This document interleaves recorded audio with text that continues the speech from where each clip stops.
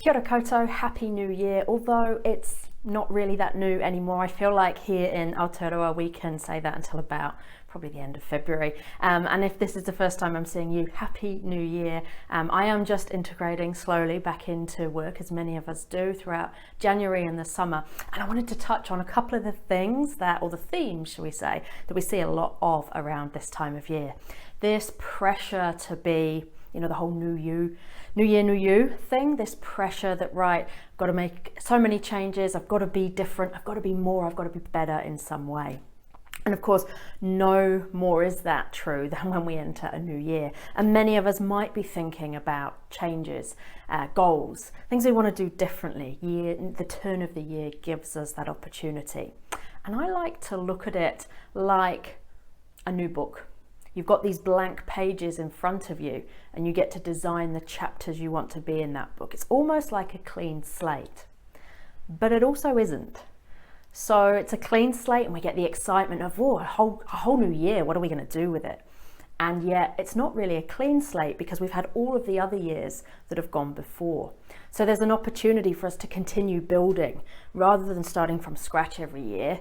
Yes, we get an opportunity to write another chapter, but we're building on all the other chapters we've already had, the experiences we've had, the things that we've learned along the way, the things that have worked, the things that haven't. And I love the quote by Elizabeth Gilbert that we can be both a masterpiece and a work in progress all at the same time.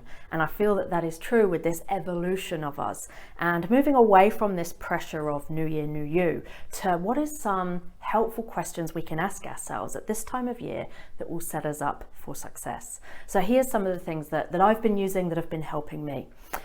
You know that I'm a fan of reflection, so starting with what's gone well. What have been some of the wins from last year? Because they're the ones we're going to want to leverage. They're the things that build us this foundation to continue from. What have I learned?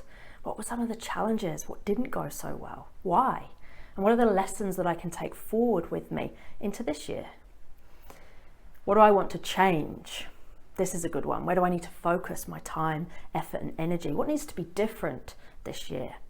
What support is that going to require to help me get there? And the last question that I think is always super useful is, what did I used to do that really helped in this space? What have I done before? Because again, we are building on and leveraging from lots of years already in our life and the wisdom that they've brought about. So for me, this year, I'm trying a couple of new things, but mostly I'm focusing on things that I used to do when things were going well, that I now need to do when things don't go so well. So focusing on my health, reconnecting with my spiritual practice, and I'm also consuming less news. So there's this balance with keeping abreast of what's going on in the world and not consuming the news every day in a way that overloads our brain and leaves us feeling quite crappy. And from a mindset perspective, that's something I've been trialing. I'm taking notifications and apps off my phone, monitoring my screen time. They're my focus areas. What are yours? And how are you going to build on the foundation that all of your other years and learnings and wisdom have brought you to this point so that you can be both a masterpiece and still a work in progress all at once?